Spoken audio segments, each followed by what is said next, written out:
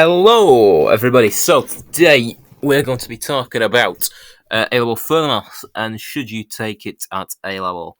So we're going to start off right away because I've not got much time to chat about this. So we're going to start with grades. Now, typically in most schools it is usually like a grade 7 or more. Some schools might be a grade 8. This is something that you need to check with your school or college that you are applying for. But typically it's between a 7 and an 8. The reason why is because the mathematics that is required is a lot more difficult than it is in regular maths when the grades are usually about a grade 6. And sometimes a grade 7 for some schools there as well.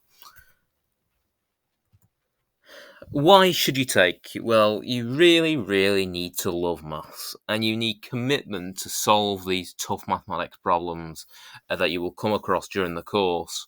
And if you're not committed, then you're basically not going to get out at the other side with the grade that you deserve.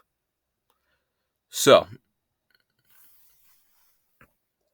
this is something that I've snipped from a notes page from A-level Maths.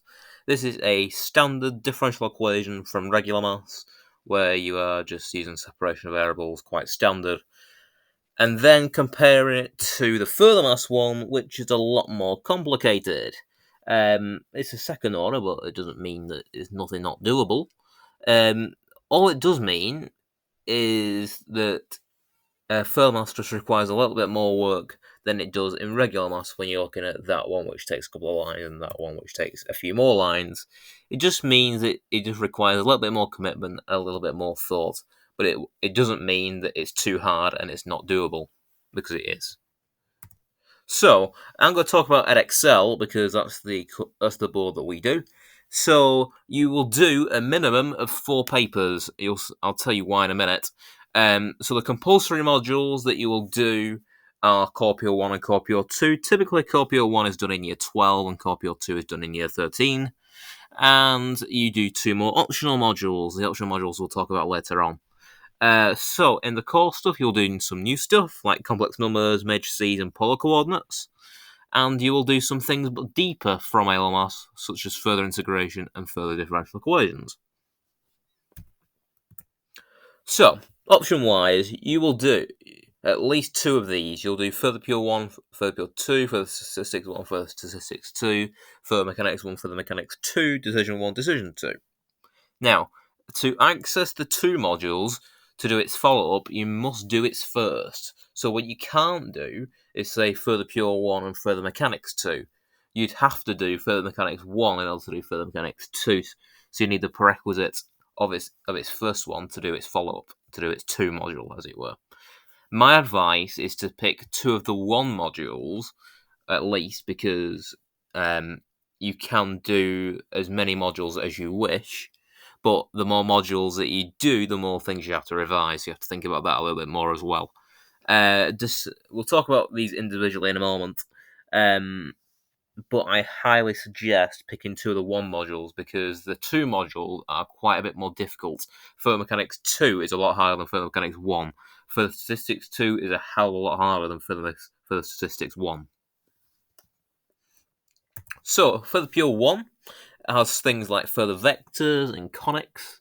I suggest this for people that are good at shortcuts and algebraic manipulation, so you can spot things that are going to cancel very quickly.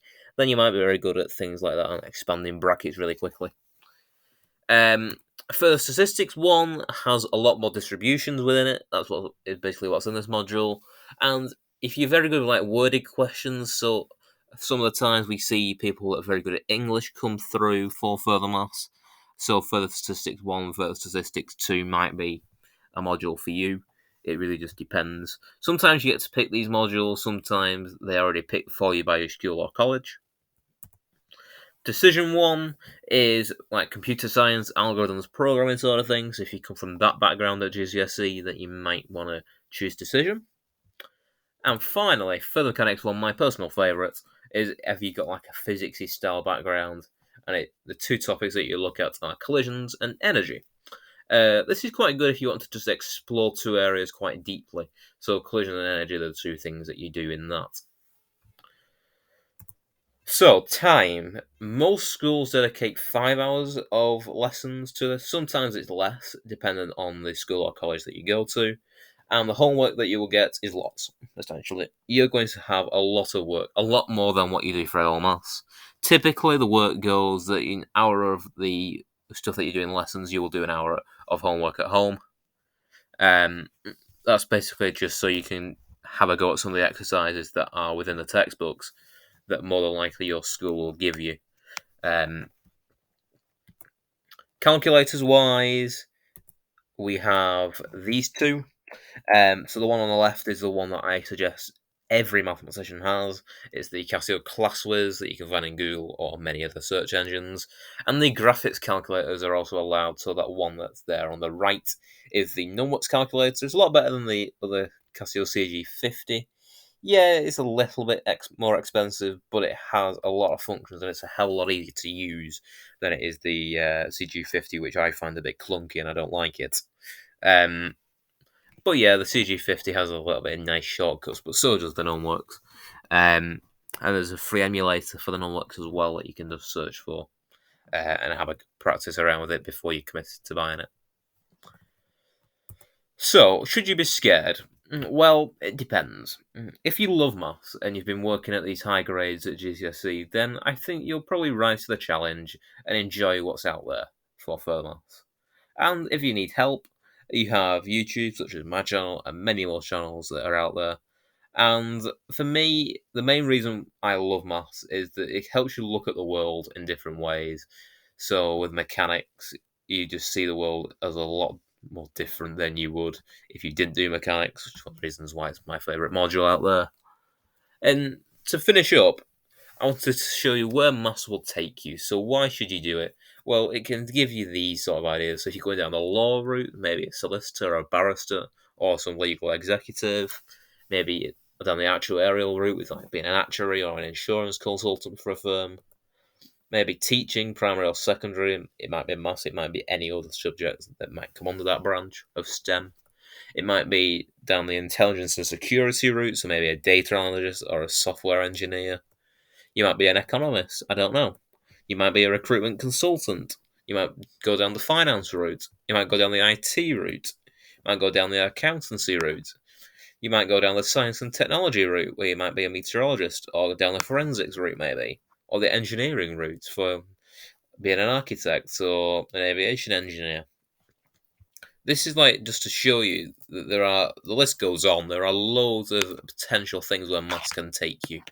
And I don't think you should be scared at all of what comes up in the course for further maths. And if you do need any help and you've got any questions about choosing further maths, then do leave me a comment on my YouTube channel, and I will easily get back to you. Thank you very much for listening. Of course, you'll find loads more. I also did a GCSE up to A-level transition video as well, so you might want to go and have a look at that. I will link that down below in the description of this video, and I will link also the calculators that I have mentioned on the previous page, so you can have a look at those and have a play around with them. So thank you very much, and I will see you in the next video. Bye bye for now.